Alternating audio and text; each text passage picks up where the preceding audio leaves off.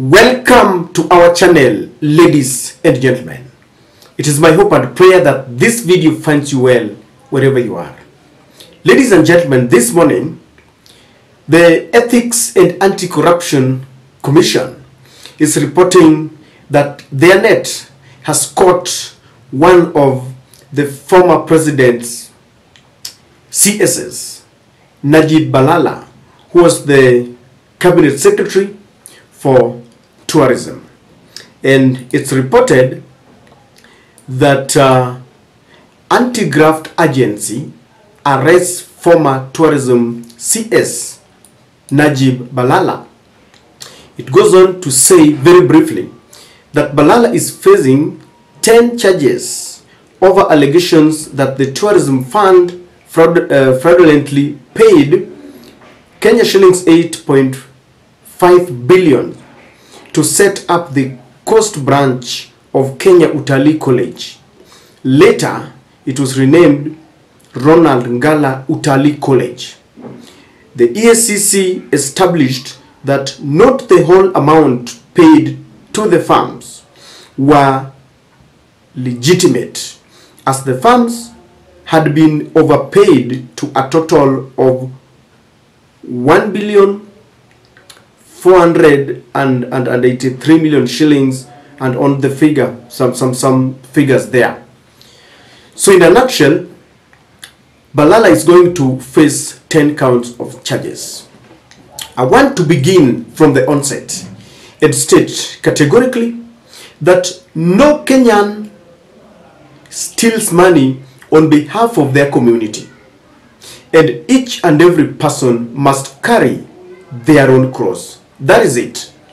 No one embezzles funds on behalf of their community. And I remember sometimes back Kibunya saying, ni nyinyi ndio mnamalizwa. We have a tendency of going back to our community, the community that is languishing in pain, and we tell languishing in poverty, and we tell them that I stole, but I stole on your behalf. So Balala must, we must let the law take its own course. But then, ladies and gentlemen, the arrest of Najib Balala is coming against a backdrop of many things, and the timing is questionable. It is very fishy. The arrest is coming at a time when Uhuru Kenyatta is back with guns blazing, and he has declared war on William Ruto to kick him from Central Province. He has rejuvenated himself, and he is on a mission to take over Jubilee Party. They have begun grassroots elections, and they are trying to sensitize people about what is going on in the country. And so people are questioning.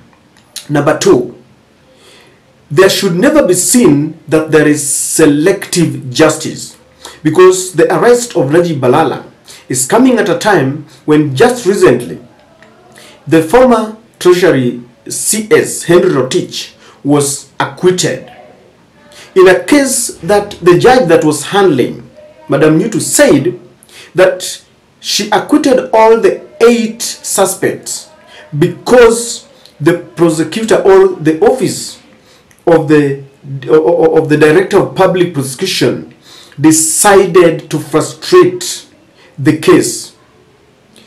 Arraigned for 41 witnesses, but only 8 were cross-examined, and he said that he had no questions for the rest. And Madam Newton reports that the DPP said that he was under instruction to drop the case, and she terminated that case, saying it was as a result of dereliction of duty from the office of the Director of Public Prosecution. And so people are questioning. In fact, for those who watched my earlier video, some members of parliament confronted William Ruto, confronted the office of the Director of Public Prosecution, that they must not frustrate justice. We all understand that William Samoei Ruto, using his powers, went and acquitted the former Kemri boss, Davy Koech, who had been jailed. You can imagine, went and retrieved him from jail. And when you ask William Ruto, he will tell you that all the cases were politically motivated. If it is someone that is close to William Ruto, then they will tell you the cases were politically motivated. That is what they say about David Koech. That is what they say about Henry Rotich in the Aror and Kimorer Dam. If you ask our deputy president why he was facing some land cases and some cases involving some huge amount of money, he will tell you that the DCI used to knock on his house very early in the morning because he was supporting William Samoei Ruto. Aisha Jumwa will tell you the same. But ladies and gentlemen, it can never be that all the cases involving those who are now in bed with the Kenya Kwanza government were all politically motivated. It can never be. I cannot buy that. And so, as we look at this case, we must look at all the cases holistically so that justice is dispensed equitably. But I want us to look at exactly why do you think they have decided to target Najib Balala. Najib Balala has worked with Uhuru twice. At first, he used to support Raila Odinga, and then he switched camp. He supported the Uhuru government. Now, Najib Balala is being used as a decoy. In fact, his arrest is meant, number one, to target Uhuru allies. Because you have seen, the government has always said, when Uhuru came back and announced that he is in Azimio to stay, and it was even reported that he was trying to oppose the NADCO report, the question of state capture came up, and people like Kimani Chungwa were telling us that they want to form a commission of inquiry to inquire into the depth of state capture and how some monies were stolen. They have said that the subsidies never got to the people who are intended, and they are even saying that there was some overpayment. And if you look at what they are saying, that the EACC established that not the whole amount paid to the farms were legitimate, as the farm had been overpaid. So the question of corruption is being revisited. Why? To show Kenyans, to corroborate their allegations that the former regime was corrupt. You know, CSS, cabinet secretaries, work on behalf of the president. They are appointed to help the president achieve his agenda. And so they have had this allegation that Uhuru was corrupt. And that is why they want to arrest Malala, to corroborate the allegations that indeed Uhuru Kenyatta's men were corrupt. I have a feeling that this is a target and a warning to the other former allies of Uhuru Kenyatta. You see, Uhuru Kenyatta has been seen, especially in Central, trying to retrieve and unite the former members of parliament who never got a chance to be re-elected. And of course, they've always said that there was massive election irregularities in Central. And so he's regrouping his people. It could be a message to those who feel that they now want to unite under Uhuru Kenyatta. They are being told, ukijaribu tutakukujia. Maybe some former members of parliament, they can be told, unaona CDF haikutumika vizuri. So this is a coded message. You've seen how the DCI frustrated Fred Okengo Matiang'i until he decided to take a low profile. Francis Atwoli, Brother Francis Atwoli of Koto, was arrested one day, and that is how he switched camps, because he was given a coded message that if you continue supporting Azimio, we will come for you. And so this is a coded message, and you will see most of these people who are maybe planning to unite against Uhuru Kenyatta will go slow on it. It could also be targeting to arrest some members and very close allies, members of the family of Uhuru Kenyatta, or very close allies. What will happen?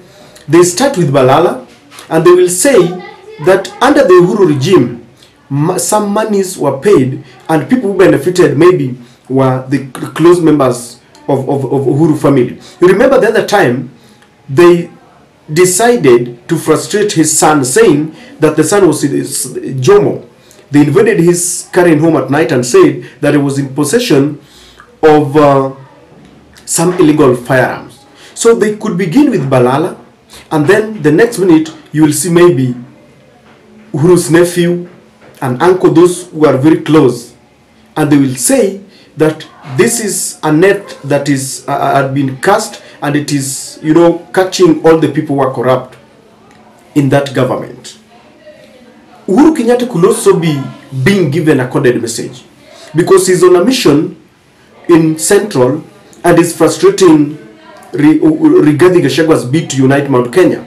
In the wake of high cost of living and the taxes, Mount Kenya is making a U-turn, and the allies of Uhuru Kenyatta are telling people Jubilee is home. They are revamping Jubilee, and they are saying the person who is responsible for all the high taxes and the high cost of living is Rigathi Gachagwa and William Ruto, and Rigathi does not want to talk about predicaments that we face. And so they could be targeting him and sending him a coded message that you go slow on this, because Uhuru has refused to be intimidated. They have tried throwing in the issue of you will not be paid your benefits, and Uhuru has refused. The ECC is also doing this to show that they are working. You see, they are being paid by taxpayers' money, and for them to be seen to be working, they must do something, and they have targeted someone who they know very well is not close to William Samoei Ruto. I have a feeling too that this is a diversionary tactic, so that we stop talking about the real issues, the high cost of living, the fuel prices, blackouts, and of course, you know that people are still discussing the issue of Ruto saying that the sword that he was given was never meant to cut vegetables, but was meant to, you know, rain on those who are opposing his bid and opposing his policies, especially on the finance bill and on the housing levy. So, ladies and gentlemen, we want to see a holistic arrest. Let us not have a target where you see the Azimio Fraternity is being targeted. The other time it was Oparanya, you know, Matiang'i and all those. Let us look at everyone who is corrupt, and let us not look at them in terms of their political affiliation. But if you ask me, this government is not committed to fighting corruption. And all the independent institutions, the DCI's office, the office of the Director of Public Prosecutions, the judiciary, I mean everyone has been captured. This is the worst state capture that we have ever seen.